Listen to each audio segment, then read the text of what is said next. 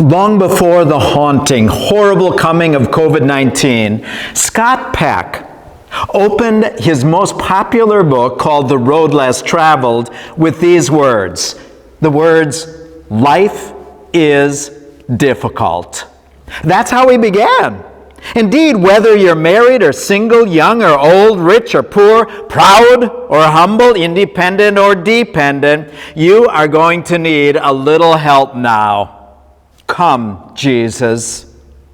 Late night TV talk host Conan O'Brien, his first night on the air after the tragedy of 9/11, he began by saying these words, "I don't know exactly how we're going to do this, but we're going to try," he said. "Today I did something I haven't done in years," said Conan O'Brien in his monologue.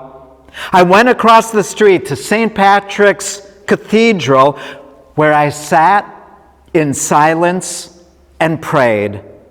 I needed someone. I needed something to help me. You who are weary, come. You who are worried, come."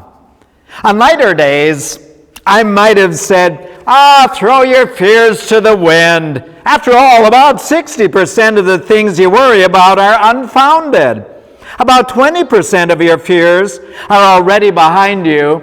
About 10% of the things we fear are so petty that we really don't matter anyway. Of the remaining 10%, half of it you can't do anything about.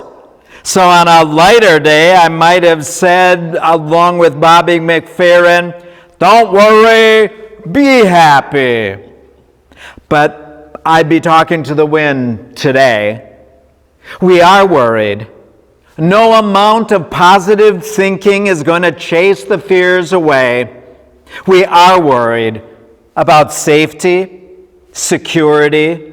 We are worried about our children. We are worried about our parents. We're worried about our assets evaporating like the morning dew. We're worried about our ways of life being altered forever. This is a worrisome time.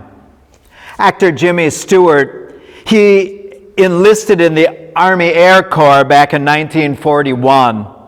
He prepared to go overseas. Like so many fathers of that era, Jimmy's dad really didn't say a whole lot.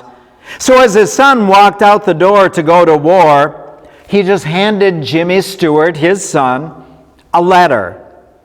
When Jimmy opened it, this is part of what it said.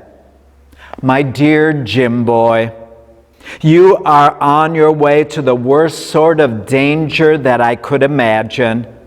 I'm really banking on the enclosed words of Psalm 91 to see you through. I love you more than I could ever say, and I will pray for you every day. Love, Dad." Jimmy Stewart said, "I found an anchor in those first two verses of Psalm 91. Do you remember what they say? You who live in the shelter of the Most High, who abide in the shadow of the Almighty, will say to the Lord, my refuge, my fortress, my God, in whom I trust. You who are worried, come. You who are wayward and wandering, come."